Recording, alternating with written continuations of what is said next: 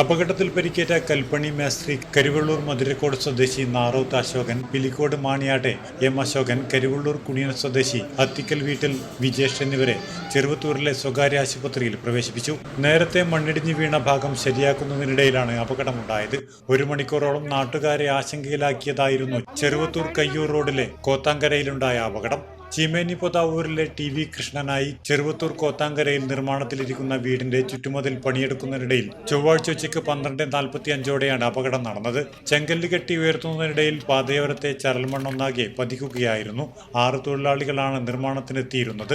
മണ്ണിടിയുന്നതിനിടയിൽ മറ്റു 3 പേർ ഓടി രക്ഷപ്പെട്ടു. എന്നാൽ മറ്റുള്ളവർ രക്ഷപ്പെടും മുൻപ് ചരൽമണ്ണ് 3 പേർക്ക് മേൽ പതിക്കുകയായിരുന്നു. ചുമട്ടുതൊഴിലാളികൾ ഉൾപ്പെടെ നാട്ടുകാരും അഗ്നിരക്ഷാ സേനാംഗങ്ങളും പോലീസും രക്ഷാപ്രവർത്തനത്തിന് നേതൃത്വം നൽകി. Network news, Trikaripur.